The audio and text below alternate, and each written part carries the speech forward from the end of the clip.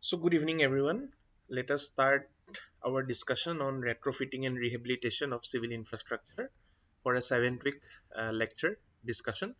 So, here we will basically be discussing on we'll continue our discussion on retrofitting using FRP composites, and this lecture will be based on design approach for flexural strengthening.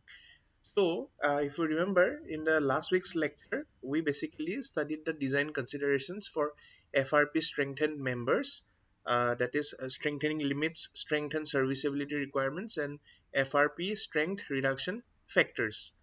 So, in this lecture, we will be basically considering, we will be basically covering concepts associated with design approach for FRP retrofitted flexural member, and here basically we will be studying the flexural strength, that is like to increase the tensile and flexural resistance of existing concrete beams or slabs, bonding FRP strips fabric laminate to the tension face of the flexural member with fibers oriented along the length of the member, bonding FRP bars to the tension face of the flexural members along the longitudinal reinforcement, that is near surface mounting NSM. And the design approach is basically the design flexural strength should be more than the required factored strength. That is, phi mn should be greater than equal to mu, where mn is the nominal strength, phi is the strength reduction factor, phi mn is design flexural strength, and mu is the moment calculated from factored loads. Example alpha dl mdl plus fll alpha ll mll, etc. Okay, so we will add all, and there is the strength reduction factor also. So that is phi is equal to 0.90. So that is for epsilon t greater than equal to 0.005 for ductile sections, 0.65 plus 0.25 into st minus ssy by 0.005 minus ssy. So for that is for epsilon sy, which is less than epsilon t, and that is less than 0.005, and 0.65 for epsilon t less than equal to epsilon sy for brittle sections, and where epsilon t is equal to net tensile strain in extreme tension steel at nominal strength, millimeter per millimeter, and epsilon sy is strain corresponding to yield strength of steel reinforcement, again millimeter per millimeter. And the design approach basically of FRP flexural strengthening, it is as per ACI, the 440.2R 17 code basically, and it is based on your strain compatibility, and then there is internal force equilibrium and mode of failure.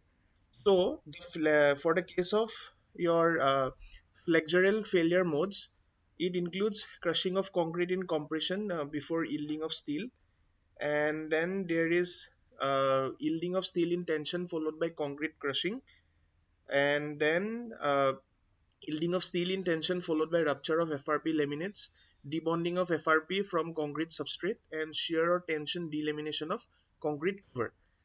For concrete crushing, the compressive strain in concrete epsilon c is equal to epsilon cu, that is a value of 0.003. The rupture of FRP, it is tensile strain in FRP, that is epsilon f is equal to epsilon fu, and then there is debonding of FRP. So that is basically debonding strain epsilon fd equal to 0.41 into square root of fc prime by nef tf and whole square root. So that is your less than equal to 0.9 epsilon fu in SI units. So the notations, as you all know, epsilon cu is basically ultimate axial strain of unconfined concrete corresponding to 0.85 FCO prime or equal to 0.003, depending on your the obtained stress strain curve, and then FC is compressive stress in concrete in megapascal, and then we have uh, Fc prime specified compressive strength of concrete in megapascal. Then we have FCO, sorry, that is FC prime specified compressive strength of concrete megapascal, FCO prime compressive strength of unconfined concrete.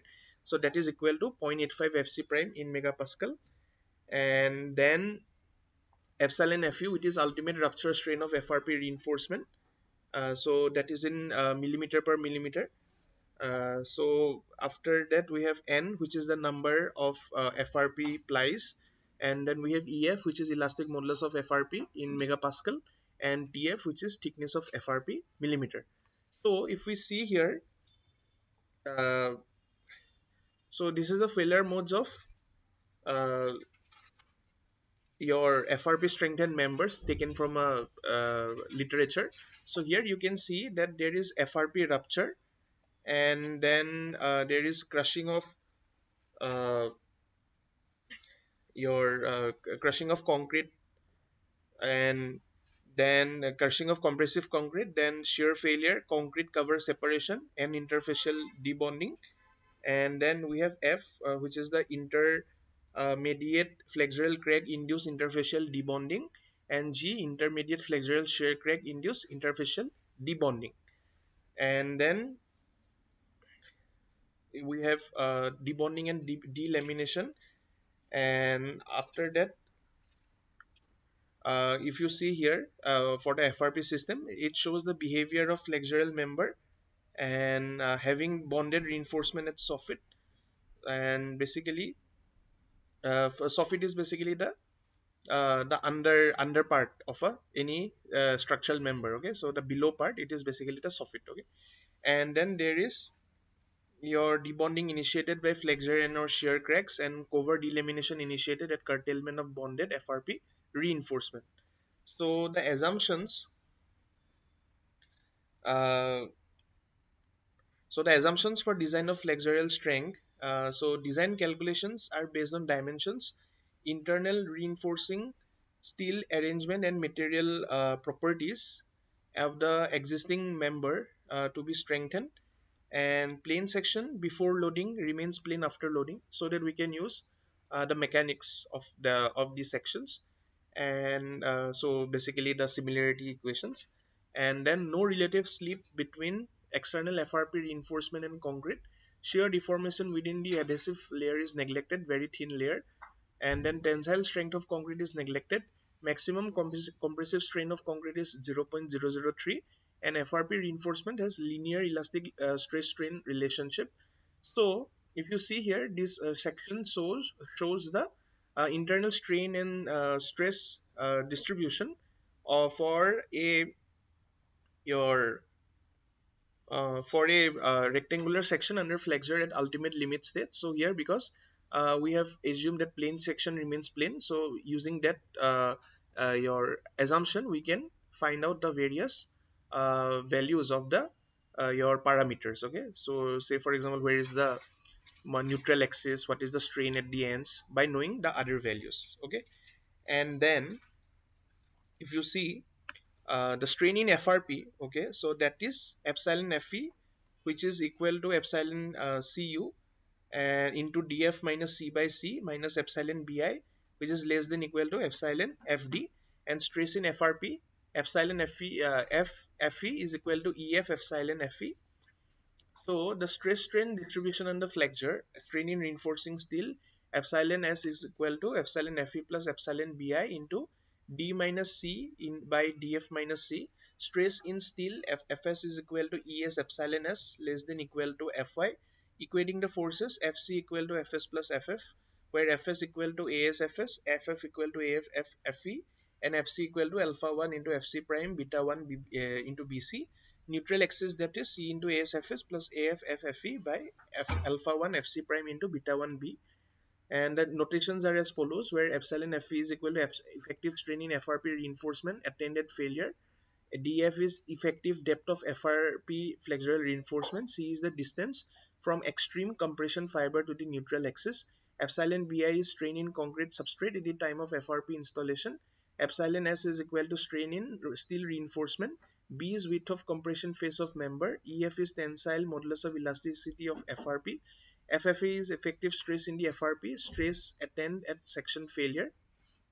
D is distance from extreme compression fiber to centroid of steel reinforcement.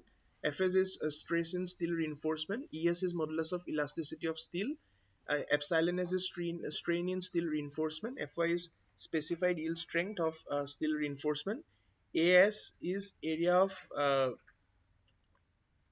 steel reinforcement, and AF is area of FRP external reinforcement. Alpha 1 is multiplier on FC prime to determine the intensity of an equivalent rectangular stress distribution for concrete. So I'm very sorry for the misalignment here. So please ignore that. And then beta 1 is equal to ratio of depth of equivalent rectangular stress block to depth of neutral axis. Mn is nominal flexural strength. Mns is contribution of steel reinforcement to nominal flexural strength. Mnf is contribution of FRP reinforcement to nominal flexural strength. Okay. And then nominal moment capacity phi mn is equal to phi into mns plus xi f into mnf, where mns is equal to as fs into d minus beta 1 c by 2, and mnf is equal to af into ffe into df minus beta 1 c by 2, where xi f is equal to frp strength reduction factor of 0.85 for flexure. And the serviceability consideration is given here. So this is the elastic strain and stress distribution. And the serviceability consideration, so the stress in reinforcing steel FSS is less than equal to 0.80 Fy. Compressive stress in concrete FCS is less than equal to 0.60 FC prime, where FCS is equal to compressive stress in concrete at service condition in megapascal, and FSS is stress in steel reinforcement at service loads megapascal. Serviceability consideration, so the stress in steel under your service load FSS is equal to ms plus alpha your epsilon bi af ef into df minus kd by 3 into d minus kd into es by as into d minus kd by 3 into d minus kd plus af ef into df minus kd by 3 into df minus kd. And the stress in frp under service load ffs is equal to fss into ef by es into df minus kd by d minus kd minus epsilon bi ef. So this is all as per the analytical your analysis, okay, analysis basically. And then using the analytical approach, okay, so as per the stress strain diagrams and the sections. So here ffs is equal to stress in frp caused by a moment within elastic range of member, and ms is equal to service moment at section, okay, in newton millimeter. So from this lecture we can say that design approach for flexural strengthening of structural members using frp composites we basically studied. So again, the next lecture we will be again continuing with design of flexural strengthening. So here we will basically again study the design of flexural strengthening, okay, of structural member using FRP. Okay. So we'll take an example, okay, a solved problem example. So the design example problem is a simply supported concrete beam reinforced with three numbers of 28.6 millimeter diameter steel bars is located in a warehouse and is subjected to a 50% increase in its live load carrying requirements. An analysis of the existing beam indicates that the beam still has sufficient shear strength to resist the new required shear strength and meets the deflection and crack control serviceability requirements. Its flexural strength, however, is inadequate to carry the increased live load. Design an FRP strengthening system for the beam. Okay, so basically we need to design an FRP strengthening system for the beam as per the following specifications. So this is the details of beam. Length of beam L is 7.32 meter. Width of beam W is 305 millimeter. D is 546 millimeter. Then there is H, which is 609.6 millimeter. FC prime is 34.5 Newton per mm square. Fy is 414 Newton per mm square. Phi Mn without FRP it is 361 kilonewton meter, and bars phi is equal to 28.6 millimeter. Okay, so this is the elevation and this is the section, okay, shown here. So the details of loading, as you can see, okay, this is the existing loads, these are the anticipated loads, okay. And basically after adding and all solving, so we get the loading and moment values. So basically checking for the limiting condition, existing moment capacity 5 mn, WOFRP. So uh, it should be greater than unstrengthened moment limit. Okay, so one that is 1.1 mdl, that is dead load moment, plus 0.75 mll, that is live load moment, and that is the new, okay, the new value, and that is 361 kilonewton meter, which is greater than your 240 kilonewton meter. So this existing moment, W stands for without, okay, without FRP. So it should be greater than the unstrengthened moment capacity, that is 361 is greater than 240, which is true. Okay, so the structure meets the strengthening limit criteria, and thus it can be considered suitable for strengthening, right?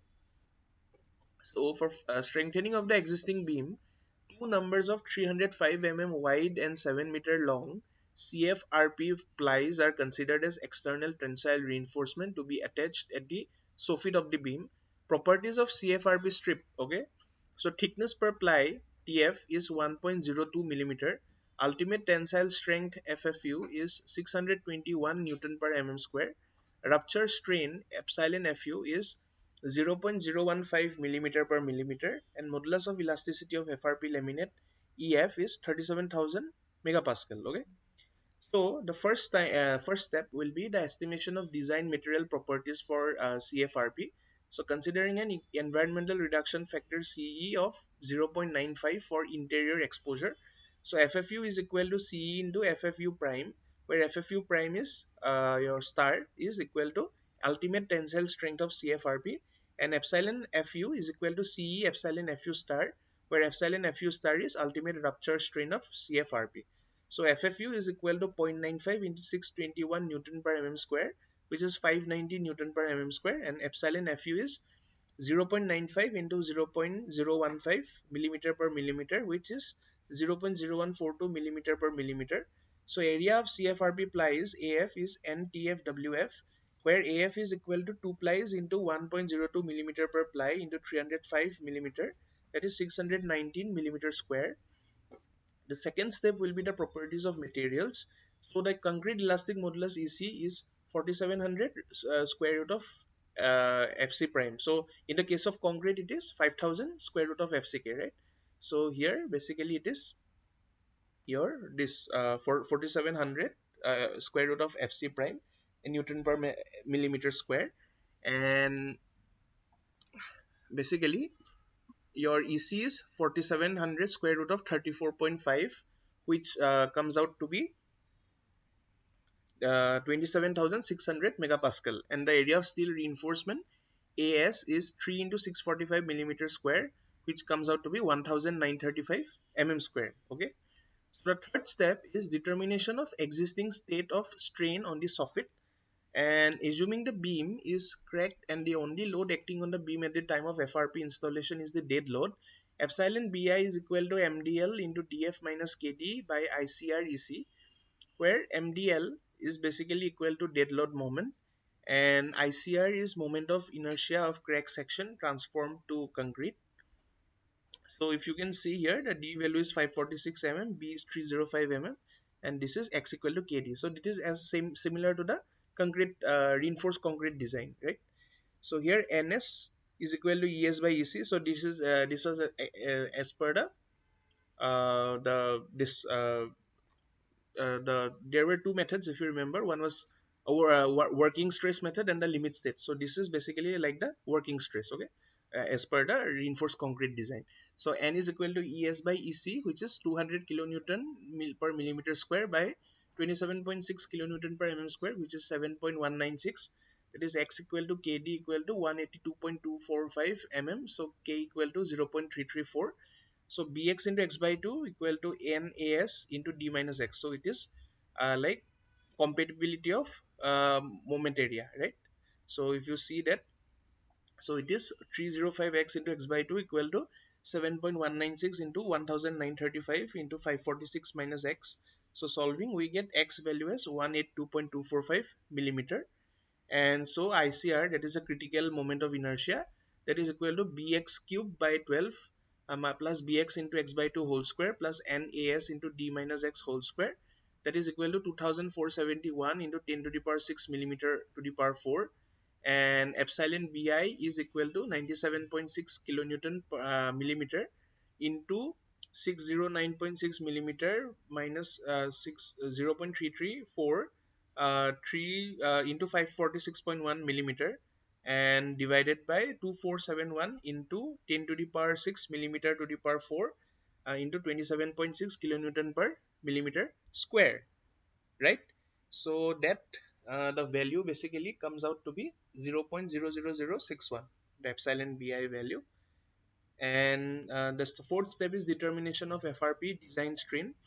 So FRP debonding strain epsilon FD is equal to 0.41 into square root of FC prime by NEFTF, which is less than 0.9 epsilon FU.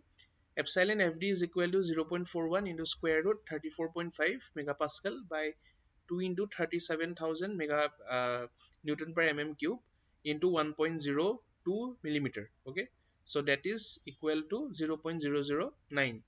So 0.9 epsilon Fu is equal to 0.9 into 0.0142 equal to 0.0128. So we can say that your 0.009 is less than 0.0128, that is epsilon Fd is less than 0.9 epsilon Fu. So thus debonding strain is smaller than the FRP rupture strain, and thus FRP debonding controls the design, not FRP rupture. The fifth step basically is the estimation of decking of neutral axis. So let us assume C is equal to 0.20 D, which is equal to 0.20 into 546.1 millimeter, that is 109 millimeter. And the sixth step is determination of effective strain levels in FRP concrete and steel. Strain in FRP epsilon Fe is equal to epsilon Cu into dF minus C by C minus epsilon Bi. Epsilon Fe equal to 0.003 into 609.6 minus 109.2 divided by 109.2 minus 0.00061, that is equal to 0.0131, which is greater than epsilon Fd, that is 0.009. So debonding of FRP occurs before concrete crushing. Therefore, effective strain in FRP epsilon Fe equal to epsilon Fd equal to 0.009. So since there is debonding of FRP before concrete crushing, the strain in concrete epsilon C is less than its ultimate strain 0.003 at debonding. Therefore, effective strain in concrete epsilon C is equal to epsilon Fe plus epsilon Bi into C by dF minus C, that is 0.009 plus 0.00061 into 109.2 by 609.6 minus 109.2 that is equal to 0.0021. And then strain in the reinforcing steel epsilon S is equal to epsilon Fe plus epsilon Bi into D minus C by dF minus C. So epsilon S is equal to 0.009 into plus, sorry, 0.00061 into 546.1 minus 109.2 by 609.6 minus 109.2, that is 0.0084. Therefore, effective strain in steel is epsilon S equal to 0.0084, right? Then the seventh step is basically your determination of effective stress levels in steel and FRP. So the stress in reinforcing steel Fs is equal to Es epsilon S, which is less than equal to Fy, which is equal to 0.414 kilonewton per millimeter square. Fs is equal to 200 kilonewton ton millimeter square into 0.0084, that is equal to 0.81 kilonewton, that is equal to 1.68 kilonewton per millimeter square. So this is divide, not ton. Okay, sorry. So that is greater than equal to greater than 0.414 kilonewton per millimeter square. Thus there is yielding of steel. Okay, and therefore effective stress in reinforcing steel Fs is equal to 0.414 kilonewton per mm square. Now the stress in FRP FFE is equal to EF epsilon Fe. FFE is equal to 37 kilonewton per mm square into 0.009, that is 0.33 kilonewton per mm square. Therefore effective stress in FRP FFE is equal to 0.33 kilonewton per mm square. And the eighth step is basically the estimation of concrete stress block factors. So here concrete stress block factors beta 1 and alpha 1. So beta 1 is equal to 4 epsilon C prime minus epsilon C by 6 epsilon C prime minus 2 epsilon C, and alpha 1 is equal to 3 epsilon C prime by epsilon C minus epsilon C square by 3 beta 1 epsilon c prime square. I'm very sorry for the formatting. Okay, so here epsilon c prime is the strain corresponding to fc prime, and epsilon c prime equal to 1.7 fc prime by ec, right? So thus epsilon c prime is equal to 1.7 into 34.5 divided by 27,600, that is equal to 0.0021. Beta 1 is equal to 4 into 0.0021 minus 0.0021 divided by 6 into 0.0021 minus 2 into 0.0021 is equal to 0.749. Alpha 1 is equal to 3 into 0.0021 into 0.0021 minus 0.0021 square by 3 into 0.749 into 0.0021 square, that is 0.886, right? The ninth step is basically the calculation of depth of neutral axis and check for force equilibrium.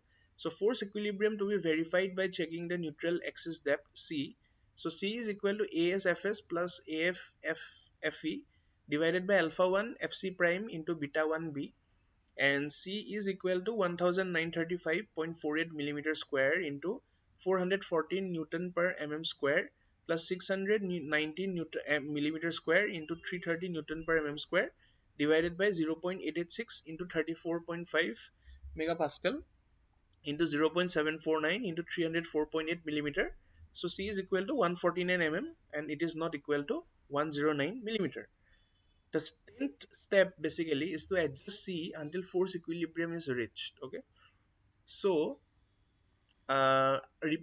we need to repeat steps. Okay, in from 5, okay, from 5 to 9 we need to repeat these steps, and with different values of C till equilibrium is reached.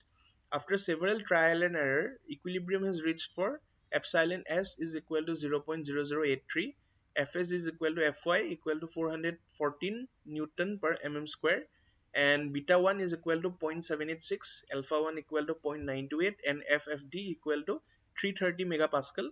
So C is equal to 1935.5 mm square into 414 megapascal plus 619 mm square into 330 megapascal by 0.928 into 34.8 megapascal 34.5 sorry megapascal into 0.786 into 304.8 millimeter. Therefore depth of neutral axis C is equal to 131 millimeter. The 11th step is estimation of flexural strength components. So contribution of steel and FRP to bending, MNS and MNF. Steel contribution to bending, MNS and ASFS into D minus beta 1 C by 2. MNS is equal to 1935.5 mm square into 414 Newton per mm square into 546.1 millimeter minus 0.786 into 131 mm by 2, and MNS is equal to 3.963 into 10 to the power 8 Newton millimeter, which is 396.3 kilonewton meter, right? So FRP contribution to bending, MNF, is equal to AF FFE into DF minus beta 1 C by 2. So MNF is equal to 619 millimeter square into 330 megapascal into 609.6 millimeter minus 0.786 into 131 millimeter by 2. That is MNF equal to 1.140 into 10 to the power 8 Newton millimeter. That is 114 kilonewton meter, right? And the 12th step is the estimation of design flexural strength. Design flexural strength phi mn is equal to phi into mns plus xi f into mnf. Strength reduction factor phi is equal to 0.9 for ductile section. FRB strength reduction factor xi f is equal to 0.85 for flexure. So phi mn is equal to 0.9 into 396.3 plus 0.85 into 114, and phi mn is equal to 443 kilonewton meter, which is greater than mu equal to 399 kilonewton meter. So therefore the assumed FRP strengthened section is capable of sustaining the required moment. The 13th step is basically the determination of elastic depth. So elastic depth to the cracked neutral axis K is equal to square root of rho s into ES by EC plus rho f into EF by EC whole square plus 2 into rho s into ES by EC plus rho f into EF by EC into dF by d minus rho s into ES by EC plus rho f into EF by EC.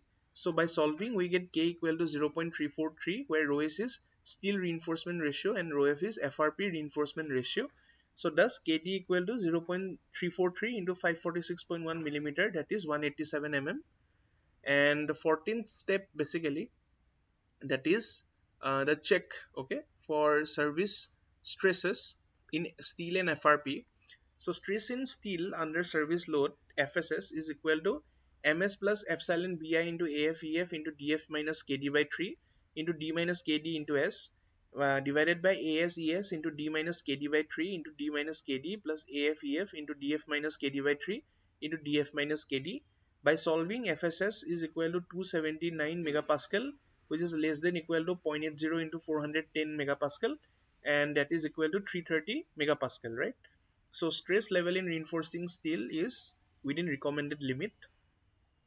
The stress in FRP under service load FFS is equal to FSS into EF by ES into DF minus KD by D minus KD minus epsilon BI into EF, and by solving we basically get FFS is equal to 38 megapascal, which is less than equal to 0.55 into 590 megapascal equal to 324 megapascal, and the stress level is in FRP is within the recommended limit. So in summary from the lecture, we try to understand the design. We through a design example we tried to understand the flexural strengthening design of structural member using FRP composites. So let us go to the next lecture, which is on the design approach for shear strengthening. So in this lecture, we basically cover the design approach for shear strengthening of structural members using FRP composites.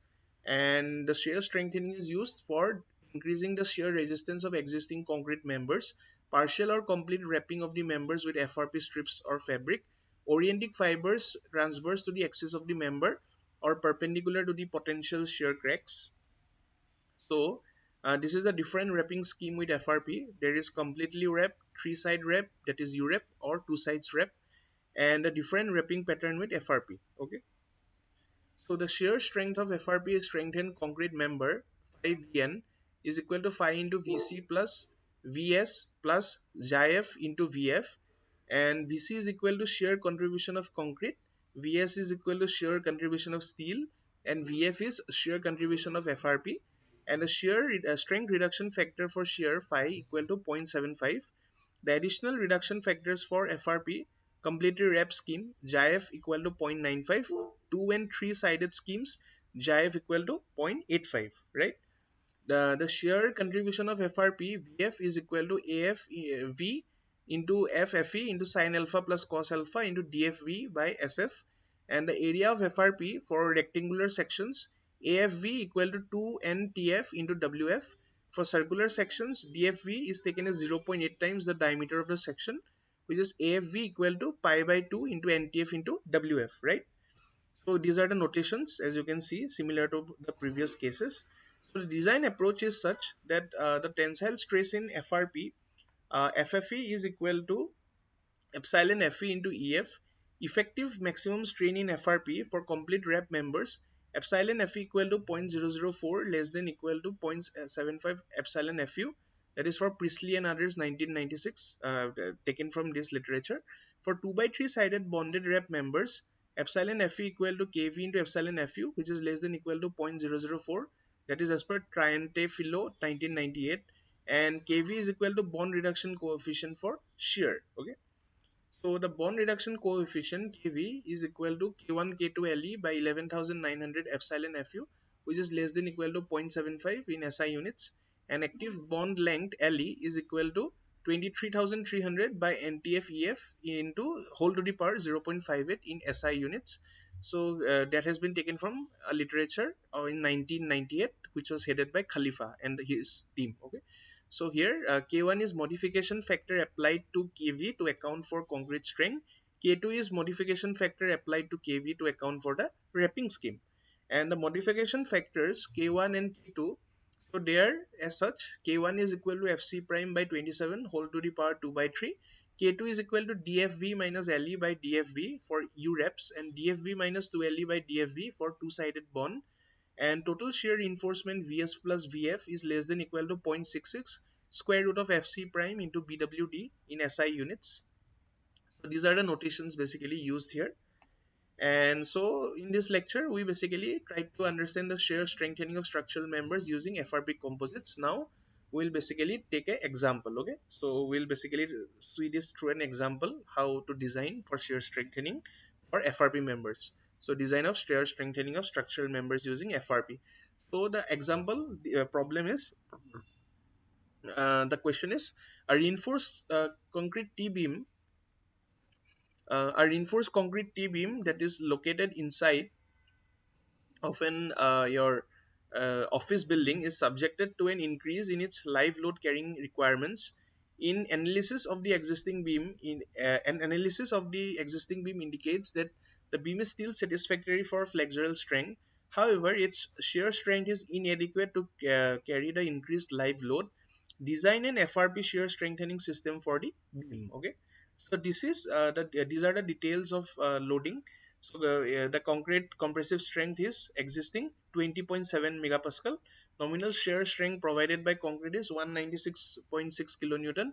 Nominal shear strength provided by steel shear reinforcement is 87.2 kilonewton, and anticipated shear strength is basically 253.5 kilonewton, right? So this is the shear diagram showing existing and required strength, and based on this we can say the design shear strength of the existing beam 5 VN existing equal to 0.75 into 196.6 kilonewton plus 87.2 kilonewton, which is 213 kilonewton. And for strengthening of the existing beam, one ply, that is n equal to 1 of CFRP, is considered as external shear reinforcement to be attached as UREP on the three sides of the beam. So this is the configuration of the FRP shear reinforcement as can be seen here, and these are the configurations of external FRP shear reinforcement. Okay, and these are the properties of the CFRP strip being used, right? So the first step now will be the determination of design material properties for CFRP. So considering an environmental reduction factor CE of 0.95 for interior exposure, FFU is equal to CE into FFU prime. FFU is equal to 0.95 into 3.75 kilonewton per mm square, that is 3.60 kilonewton per mm square. Epsilon FU is CE epsilon FU star, which is 0.95 into 0.017, that is 0.016.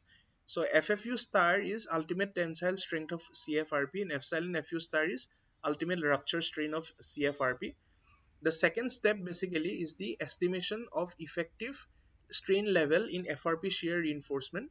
So epsilon Fe is equal to Kv epsilon Fu. Kv is equal to K1 K2 Le by 11,900 epsilon Fu, which is less than equal to 0.75, and Le is basically 23,300 divided by NTF into EF whole to the power 0.58, and L, that is L equal to, if you put the values, we get the value of 50.8 millimeter. Okay, so K1 K2 are modification factor, L is active bond length, and Kv is bond reduction coefficient. So K1 is Fc prime by 27 as we studied in initially, whole to the power 2 by 3. So substituting the values, we get K1 value of 0.825, and K2 is DFV minus Le by DFV. So substituting by the values, we get a value of 0.875, and Kv is K1 K2 Le by 11,900 epsilon Fu, which comes out to be a value of 0.193, that is less than equal to 0.75. So effective strain in FRP epsilon Fe is equal to 0.0031, which is less than equal to 0.004, right? The third step is the estimation of FRP contribution to shear strength. Area of FRP shear reinforcement of one ply CFRP UREP, AFV equal to 2N TFWF equal to 2 into 1 into 0.1651 into 254, that is 83.87 millimeter square. The effective stress in FRP FFE is equal to epsilon Fe into EF, which comes up to be 0.703 kilonewton per mm square, and the shear's contribution of one ply CFRP UREP is equal to AFV into FFE into sin alpha plus cos alpha into DFV by SF. So substituting the values, we get a value of 78.5 kilonewton. Okay, so this is a very common value. And then the fourth step is basically the determination of the shear strength of the section. So design shear strength 5Vn is equal to 5 into Vc plus Vs plus XIF Vf. So XIF is equal to FRP strength reduction factor for UREP, that is 0.85. So here substituting the values, we get 5Vn as 263 kilonewton, which is greater than Vu of 253.3 kilonewton. Therefore, the assumed FRP strengthened system is capable of sustaining the required shear strength, right? So in summary, from this lecture, we studied about the shear strengthening of structural member using FRP composites through a design exemplar problem, right? So the next lecture will be on design approach for axial strengthening. So here we will basically be covering about the design approach for axial strengthening by FRP composites. So axial strengthening is basically done to increase the axial resistance of existing concrete columns, to increase the ductility of existing columns, for complete, partial or intermittent wrapping of your this one wrapping of column members, okay, with FRP strips fabrics of single or multiple layers. So the effect of confining effect is experienced by the column under axial loading after the concrete has cracked and begins to dilate. Passive confinement, that is called the passive confinement. So confined concrete strength depends on effectiveness of confinement, initial concrete strength and dimensions of concrete member. So effectiveness of confinement is depends on the elastic modulus of FRP, ultimate strain in FRP and thickness of FRP wrapping. So the axial compressive strength of FRP confined concrete column. So here the design axial strength 5 pn should be more basically than required factored strength Pu. So that is 5 pn is greater than equal to Pu. With existing steel spiral reinforcement, 5 pn is equal to 0.85 into 5 into 0.85 FCC prime into Ag minus AST plus Fy AST. With existing steel tie reinforcement, 5 pn is equal to 0.85 into 0.85 FCC prime into Ag minus AST plus Fy AST, where applicable when this eccentricity in the member is 0 or less than equal to 0.18, right?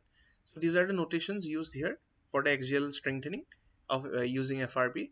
So the reduction strength reduction factor phi, it is taken as per ACI 318-14. So this code is followed for moment axial force or combined moment and axial forces.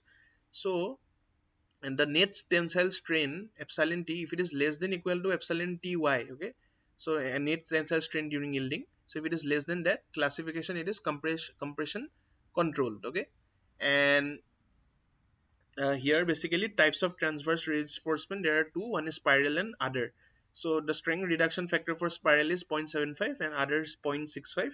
If epsilon ty is less than epsilon t and that is less than 0.005, then the classification is transition, sorry, and the value is 0.75 plus 0.15 into epsilon t minus epsilon ty by 0.005 minus epsilon ty for spirals, and 0.65 plus 0.25 into epsilon t minus epsilon ty by 0.005 minus epsilon ty for other, okay. And if epsilon t value is greater than equal to 0.005, then it is tension control, and for spirals it has a value of 0.9 and 0.9 same for the other, okay, the strength reduction factor phi. So here if you see epsilon t, as I told you, it is the net tensile strain in extreme layer of longitudinal tension reinforcement at nominal strength, excluding strains due to effective pre-stress, creep, shrinkage or temperature, and epsilon ty value of net tensile strain in the extreme layer of longitudinal tension reinforcement used to define a compression control section, okay. So and this is a design approach. So schematic stress strain behavior of unconfined and confined concrete columns. So this has been taken as per literature done by Roca in 2006, team of Roca and others from 2006. So here if you see the failure modes for axial strengthening, it can be due to rupture of FRP, debonding of FRP jacket at lap joints, shear failure of column due to lateral loads, complete loss of concrete integrity due to excessive axial strain, non-compliance with a given serviceability performance criteria like creep, rupture, fatigue, buckling, etc. So the confinement under concentric axial load, it is shown here. So confined concrete bilinear stress strain model. So two linear portions. So that is why it is bilinear, right? So this has been shown as per the Lam and Teng literature in 2003. So the assumptions for design of axial strengthening. So the stress strain curve of FRP confined concrete comprises of two curves.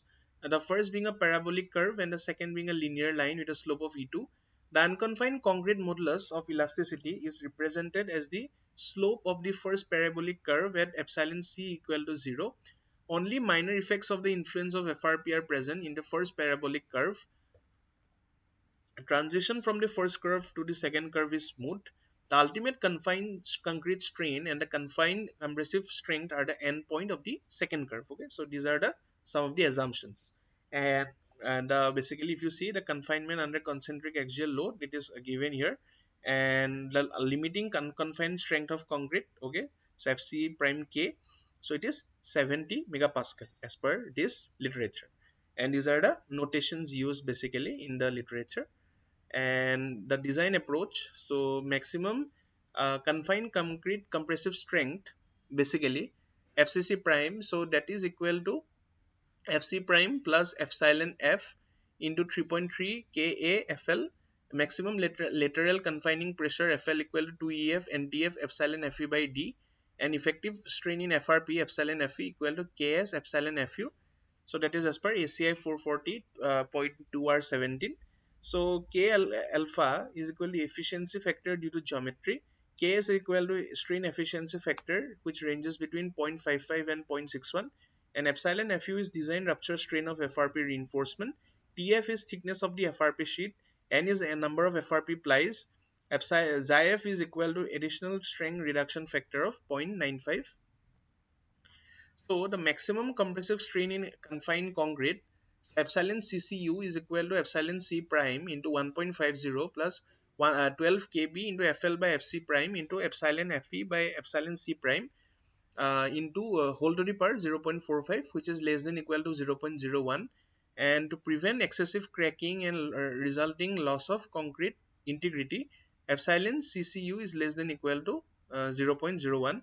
And to achieve minimum level of confinement, FL by FC prime, okay, so it is equal to 0.08. Okay, and the KB is equal to efficiency factor due to geometry. For circular section, K equal to KB equal to 1.0, and for non-circular section, equivalent diameter is to be considered.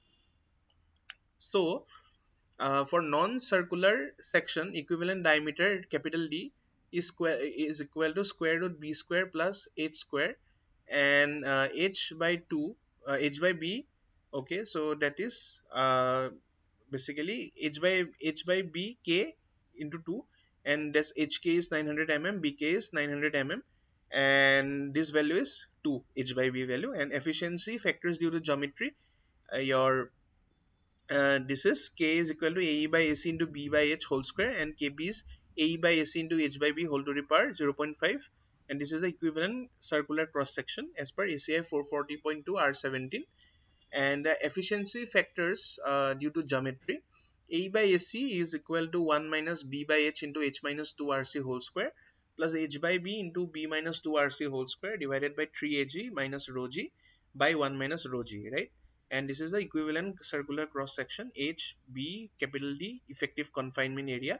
So these are the values. RC is corner radius, rho G is notations are notations. So these are the notations. RC is corner radius, rho G is longitudinal steel reinforcement ratio. AG is equal to gross area of cross section. AE is equal to cross sectional area of effectively confined concrete section, and AC is cross sectional area of concrete in compression members. Okay. The serviceability considerations are as follows. As loads approach factored load levels, damage to the concrete in the form of significant cracking in the radial direction might occur. To avoid radial cracking under service loads, transverse strain in concrete should remain below the cracking strain at service load levels. Compressive strain in stress in concrete is less than 0.65 FC prime. To avoid plastic deformation under sustained or cyclic loads, service stress in longitudinal steel is less than 0.60 Fy. So in summary, in this lecture, we basically tried to understand the axial strengthening of structural members using FRP composites. Okay, so the design approach we studied. Now we will take the help of a problem to uh, further enhance the knowledge about the axial strengthening design, right? So if in this case, if you see here, so the example problem is a square column is located in an interior environment within a warehouse. The column requires an additional 20% of its axial load carrying capacity. With the present concrete strength and the existing steel reinforcements, its axial strength is found to be inadequate to carry the additional load. Design an FRP strengthening system for the column to carry the excess load on it. Okay, so that is basically the problem. So these are the details of column, if you see here, and this is a cross section of column with the reinforcements. So, for strengthening the column, a CFRP fabric is selected as an external confining material to be wrapped continuously around the column. And the design calculations involve determination of the number of the CFRP plies required for strengthening. And these are the properties of CFRP strip. Thickness per ply TF is 0.33 mm. Ultimate tensile strength FFU star is 3792 megapascal. Rupture strain epsilon FU star is 0.0167 millimeter per millimeter. Modulus of elasticity of FRP rep EF is 2,27,527 megapascal. So the first step is estimation of design material properties for CFRP. So the column is located in an interior environment. Therefore, an environmental reduction factor of 0.95 for CFRP has been considered. FFU is equal to CE into FFU prime, and epsilon FU is CE epsilon FU prime. So FFU is 0.95 into 3792 megapascal, which is 3603 megapascal, and epsilon FU is 0.95 into 0.0167, which is 0.0159 millimeter per millimeter, right? So the second step is the determination of required compressive strength of confined concrete FCC prime. So 5PN is 0.85 into 0.85 FCC prime into AG minus AST plus FY AST. So rearranging, we get FCC prime is 1 by 0.85 into AG minus AST into 5 into PNRE by 0.805 minus FY AST. So FCC prime is 1 by 0.85 into 371612 minus 9832 into 11,138 into 1000 by 0.80 into 0.65 minus 414 into 9832. That is, we get a value of 56.4 megapascal. So the third step is the determination of the required confining pressure due to CFRP jacket, that is FL. So confined concrete compressive strength FCC prime, that is equal to FC prime plus XIF into 3.3 Ka FL. Rearranging lateral confining pressure FL is equal to FCC prime minus FC prime by XIF into 3.3 Ka, where Ka is the efficiency factor due to geometry. For non-circular section, Ka is equal to AE by AC into B by H whole square, and A is cross-sectional area of effectively confined concrete section, as we studied in the last lecture. So it has a value of AE by AC equal to 1 minus B by H into H minus 2 RC whole square plus H by B into B minus 2RC whole square divided by 3AG minus rho g by 1 minus rho g. So substituting the values, we get a value of 0.425. So this is the effective confinement area. Okay, and solving Ka is equal to A by AC into B by H whole square, which is equal to 0.425 into 1 whole square is equal to 0.425, right? So the required maximum lateral confining pressure FL, that is equal to FCC prime minus FC prime by XIF into 3.3 Ka, which is equal to 56.4 minus 44.8 divided by 0.95 into 3.3 into 0.425, which is equal to 8.7 megapascal. And the minimum confinement ratio FL by FC prime equal to 8.7 by 44.8, which is equal to 0.19 greater than equal to 0.08. So it is okay. The fourth step, basically, it is the determination of number of plies of CFRP, that is the value of N. So the lateral confining pressure FL is equal to 2EF NTF into epsilon FE by capital D. Equivalent diameter for square column capital D is equal to square root B square plus H square, and effective strain in FRP epsilon FE is equal to Ks into epsilon FU. So epsilon FE is equal to Ks into epsilon FU, that is 0.55 into 0.0159 millimeter per millimeter, that is epsilon Fe equal to 8.8 into 10 to the power minus 3 millimeter per millimeter, right? So rearranging, we get the number of CFRP plies required N as FL is square root B square plus H square by 2EF TF epsilon Fe. So that has a value of 8.7 into square root 610 square plus 610 square divided by 2 into 2,27,527 into 0.33 into 8.8 into 10 to the power minus 3, that is a value of 5.7 or approximately 6. Therefore, the number of CFRP plies required for the column to take the additional load N is equal to 6, right?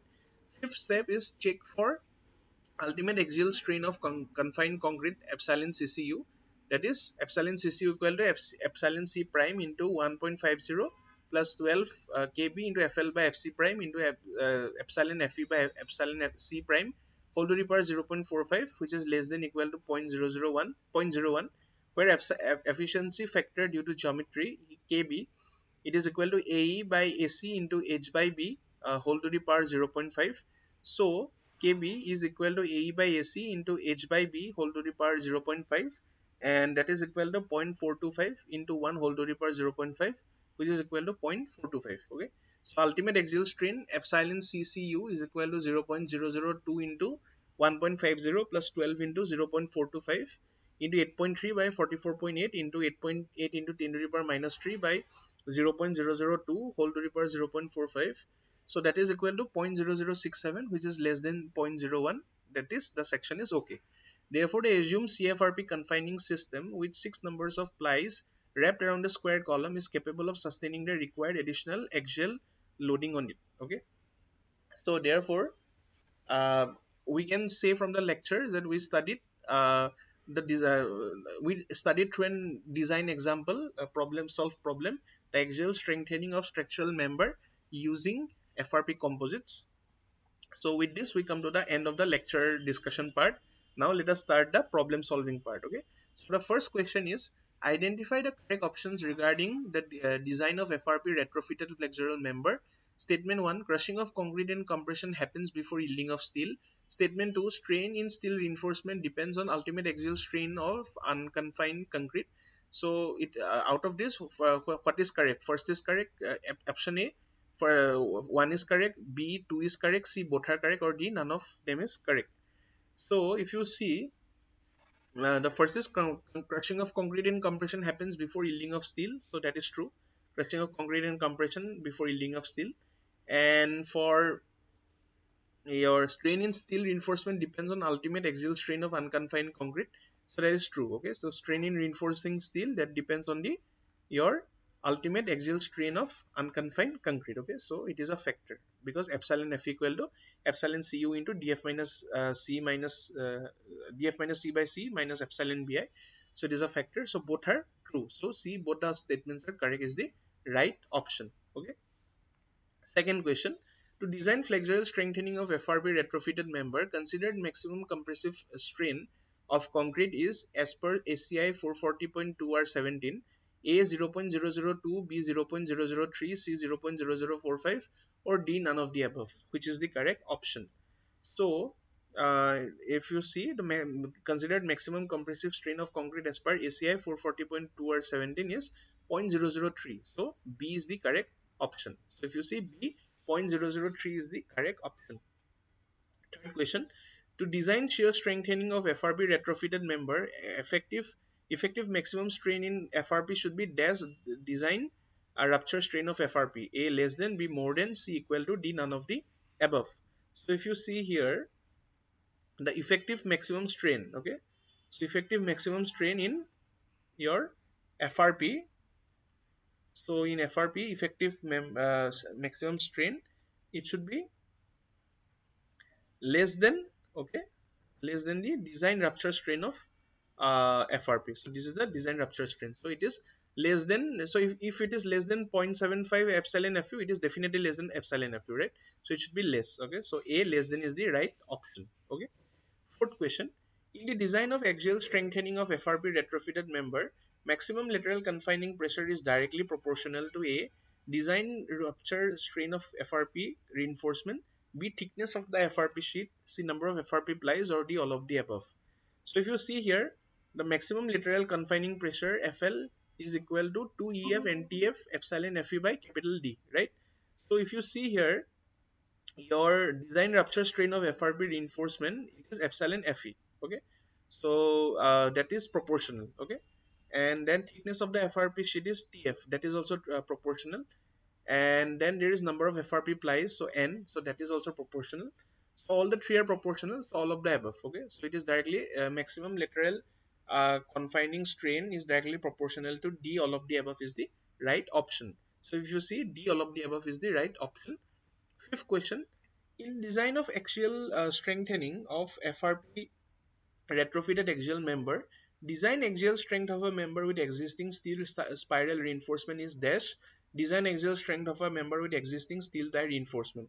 A more than, B less than, C equal to, or D none of the above. Okay. So if you see here, existing steel spiral reinforcement for that axial strength is 0.85 phi into 0.85 FCC prime into AG minus AST plus FY AST. However, for existing steel tie reinforcement, okay, so it is a design axial strength is 0.85 into 0.85 into FCC prime into AG minus AST plus FY AST. So if you see inside the bracket, the values are same, phi is also same.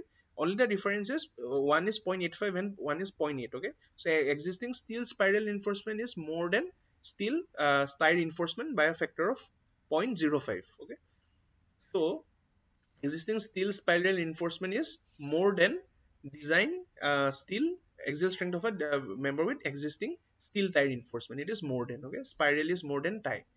Spiral is more than tie. Okay, so A more than is the right option. A more than is the right option. Sixth question: in the design of axial strengthening of FRP retrofitted member, to avoid radial cracking under service loads, transverse strain in concrete should remain dash the cracking strain at the service load levels. A above, B below, C same as, D none of the above. So to avoid radial cracking under service loads, transverse strain in concrete should remain below the cracking strain at service load levels. Okay, so it should remain below. So B below is the right option. Okay. Seventh question. Statement 1. Axial confinement of a column with FRP is done to increase the axial resistance and ductility of existing concrete columns. Statement 2. Confining effect is experienced by the column under axial loading after the concrete has cracked and begins to dilate, which is known as active confinement. So what is correct? 1 is correct, 2 is correct, both are correct, or none of them is correct. So axial confinement, we all know, of a column, it is done with FRP to increase the axial resistance and ductility of existing concrete columns. So one is obviously correct. If you see second, okay, so confining effect experienced by the column under axial loading after the concrete is cracked and begins to dilate. So that is basically passive confinement. If you see, confining effect is experienced by the column under axial loading after the concrete has cracked and begins to dilate. That is basically passive confinement, not active confinement. So the 2 is incorrect. Okay, so only 1 is correct. So A only statement 1 is correct is the right option. So A only statement 1 is correct is the right option. Eighth question: a circular column of 550 diameter is located in an interior environment within a warehouse. The column requires an additional 20% of its axial load carrying capacity with the present concrete strength and the existing steel reinforcements. Its axial strength is found to be inadequate to carry the additional load. For strengthening the column, a CFRP fabric is selected as an external confining material to be wrapped continuously around the column. Determine required compressive strength of confined concrete in megapascal. Total area of steel reinforcement 64 cm square and clear cover 50 Notations as per standard. So FC prime is 40 megapascal, FY is 415 megapascal. 5 PN is without FRP 9281 kilonewton. 5 PN required is 11138 kilonewton. So phi is 0.65 and 5 PN is 0.85 into 0.85 into FCC prime into AG minus AST plus FY AST. Okay. So what is the actual what is the required compressive strength of confined concrete? Okay. So here the equation is FCC prime equal to 1 by 0.85 into AG minus AST into 5 PN required by 0.805 minus FY AST, which is equal to 1 by 0.85 into 237582.9 minus 6400 into 11,138 into 10 cube by 0.80 into 0.65 minus 415 into 6400. So that is equal to 95.48 megapascal. Okay, so if you see, D 95.48 megapascal is the right option. Okay. Ninth question: reinforced concrete T-beam located inside of an office building is subjected to an increase in its live load carrying requirements. An analysis of the existing beam indicates that the beam is still satisfactory for flexural strength. However, its shear strength is inadequate to carry the increased live load. For strengthening of the existing beam, 2 ply of CFRP is considered as external shear reinforcement to be attached as U-wrap on the 3 sides of the beam.